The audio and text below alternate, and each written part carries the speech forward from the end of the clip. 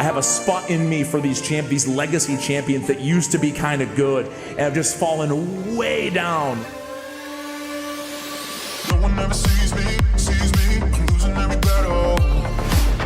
Hey guys, Asher coming at you today, Raid Shadow Legends. Welcome to the video.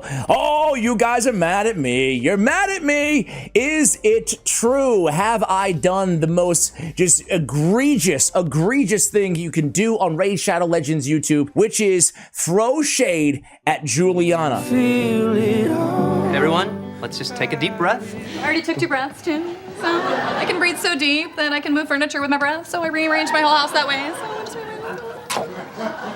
How's that even possible? Okay, let's try to get back on track. That's right. In this video, I included Juliana as one of my 20 worst epic champions inside the game. The other 19, you guys pretty much agreed on, maybe a couple exceptions, but Juliana, boy, did I hear it from you guys. But I've said this in the past. I actually love when I'm wrong about things like this because it gives me an opportunity to actually take some time with this champion and admit if and when I'm wrong. So let's take a look at Juliana. First thing you need to know about Juliana is she was buffed in 2022, so about 2 years ago, and before the buff, she was like top 5 worst champion in my opinion. It was really bad, right? Let's review her kit and we'll talk about what changed when she was buffed as well, in case you haven't touched Juliana in a long time on your account. So a battle dance is her A1, attacks one enemy 2 times.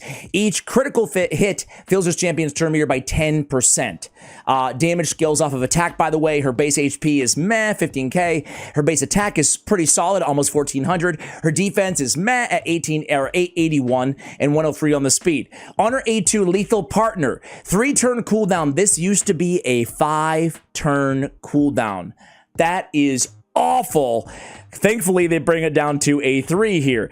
Increased crit rate on this champion for 2 turns, then attacks one enemy 2 turns. Places a 5% poison debuff on the target for 3 turns if the attack is critical. Also ignores 50% of the defense when Romero is on the same team.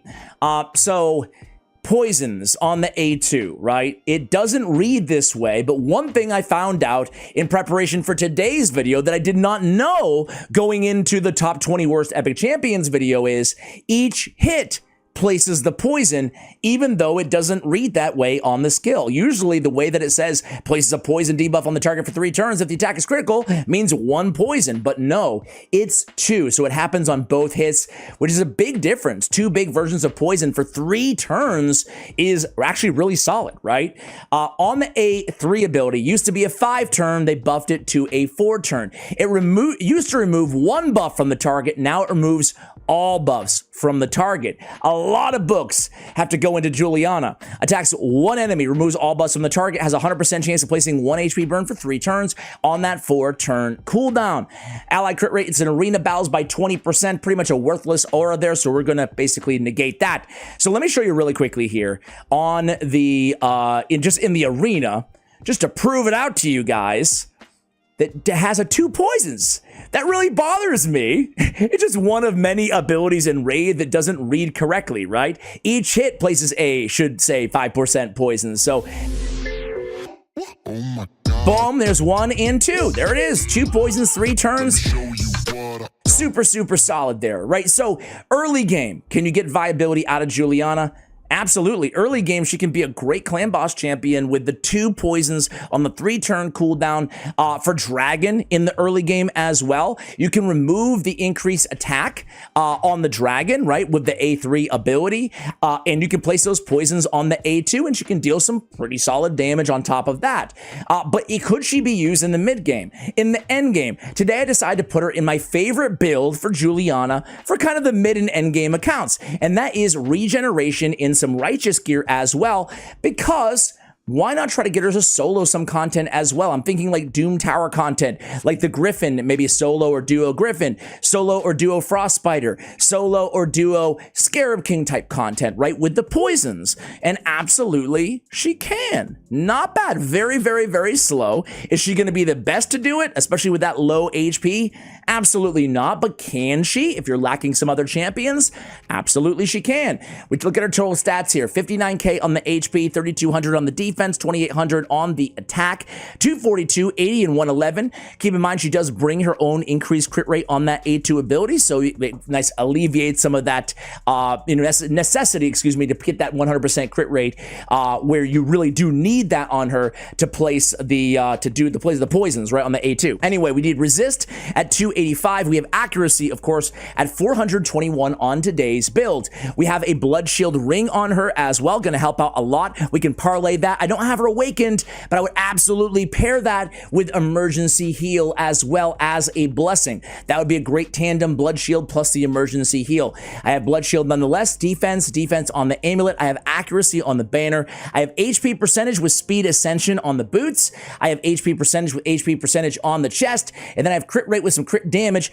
on the gauntlets. So again, fairly good gear here that we do have on Juliana, but I just wanted to push her to the limit, especially since I didn't have her awakened. I went with these blessings, guys. I wanted to make sure I had enough accuracy for all the content that we're going to be trying out here. So I went with Eagle Eye. Of course, no worries to go down the offense tree as well. You can go with, War Master to get a little bit of extra damage out of Juliana, but suffice it to say, most of the damage from Juliana, even if you have Romero on the same team, is going to be coming from the poisons and the burns that she brings to the table. I also have Retribution and Deterrence for that A1 to get some counterattacks, thus some more turn meter fill off of the A1 ability. So that is the build, guys. I like the build. Let me just kind of cut to the chase here. I'm going to show you her in Dragon. She's going to be great in Dragon, even Dragon Hard 10. Let me get the real team here. I was getting ready to do a Richtoff, the bold guide on the other channel. I like her paired with a Dark Kale. If you have Dark Kale from Doom Tower, go ahead and put her with him. Dark Kale is going to be a better pairing than Romero by far. Oh, babe, you had a crush on me. That's embarrassing. We're married. Still. Because he's going to be able to activate not just the poisons, but also the HP burn with his A1 ability that Juliana brings to the table here. So Seer just kind of get us through here. Yumeko to help out, obviously, with the Reflect against the Dragon, but obviously to reset the Seer to get us through these waves as well. And she's going to be a great tandem for anywhere Dragon progression, again, with Dark Kale. Her and Dark Kale fit together beautifully. You can also use her in Shogun, which I'll show you in just a moment, along with like a DPS, like a Cold Heart or a Ninja. However, you have to be careful that she does gain turn meter on her A1, so it may fall out of sync. That can be a benefit, but can also be a curse. You just ought to be aware of that. Can throw off kind of tuning and stuff like that. But look at this. This is Dragon Hard 10. A little RNG obviously going to be happening with Kale's A1, but heck yeah, man. This is like really, really solid team, solid stuff. Here she's going to be able to go in. Oh, that was her A1. I kind of want to go in A3 and remove the increased attack from the Dragon sometime soon here. You can go in the team setup, obviously, and take care of that as well. There's the increased attack, but we stay alive. Team's doing pretty well. Not bad, a 1 minute run. Hopefully, there we go. Not bad at all, right? Okay, so I was freaking wrong. I was wrong. Add it to the list, man. Add it to the list of Ash eating crow. I mean, listen, this is the part where I'm brutally honest both ways. Is she a top 20 epic? Hell to the no. She's not a top 20 epic, right? Dark Kale is way better than her, for example, in a vacuum. But she's unique enough, right? And you can build her in different ways, such as in a regen set, that you can absolutely use her in a few different areas in the end game or in progression, and she's not a top 20 worst champion in the game, or worst epic in the game. I was wrong. My excuse, as lame as it is, but I should be better than this. My excuse is I hadn't tried good old Juliana since way before her buff, and I remember the underwhelming version. So it's bad, but it is what it is. Phantom Shogun Grove, stage 25. How about this team? How about using her on a Gnarlhorn team here? Let me quickly show you the team setup. I should have shown you the last one as well. I don't feel like we need to be here all day on Juliana. I've admitted my faults. What do you want from me? We will ask the question. What the Gnarlhorn, gonna go in, obviously not using the A2. You can see he's at 179 slow speed. He's gonna be our enfeeble tank. We have a priority on the A2, and then the A3 after that. Paragon we have with the damage control, Paragon Cheese. We have Cold Heart as our DPS with a Heartseeker priority, not using the A2. And then we have Reliquary Tender opening up with a Warden Staff, and then prioritizing the Cleanse and the Continuous Heals at 285 speed. So let's see how this team does here. You guys, I can always count on you guys to let me know when I say foolish things.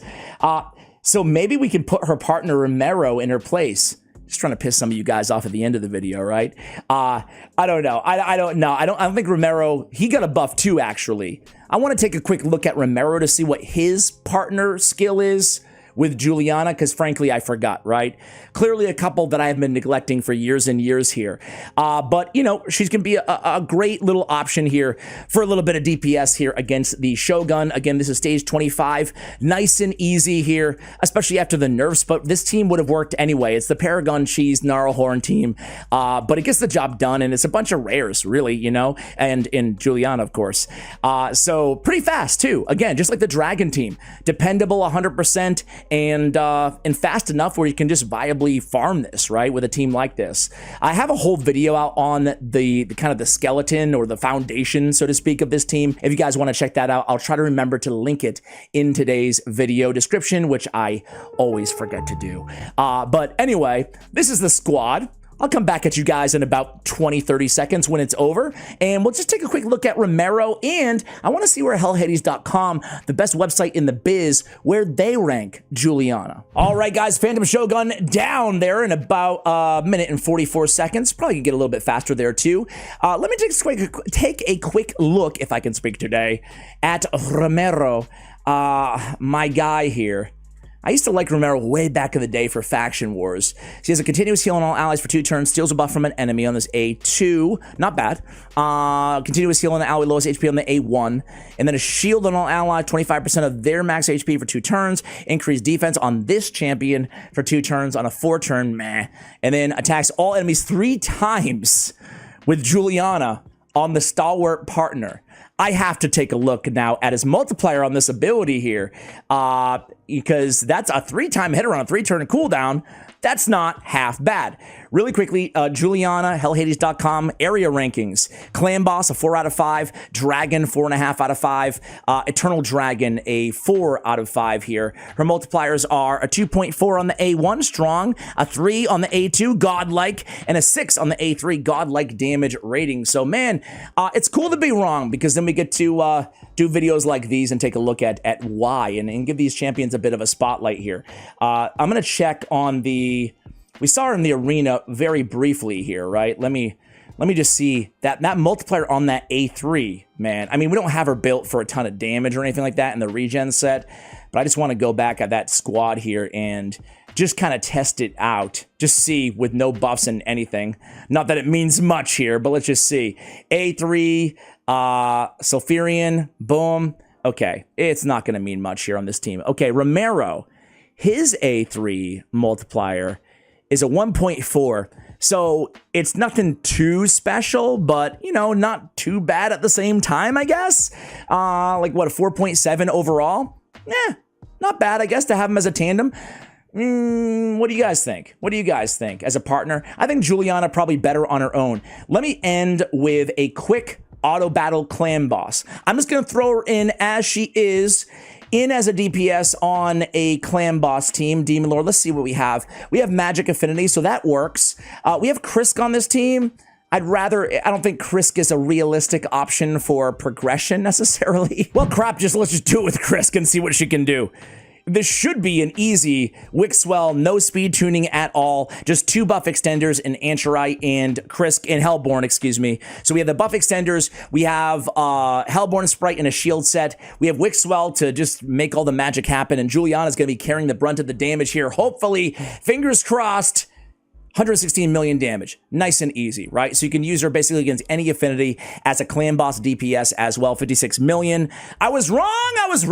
was wrong. Put your pitchforks away, at least until the next video, guys. Send us some love, some positive vibes your way. Thank you for watching all the way till the end. Let me know. Hey, if I'm ever wrong on anything, I love doing video guides like this to, atone for my sins here in Raid Shadow Legends. Much love, and as always, take care, guys.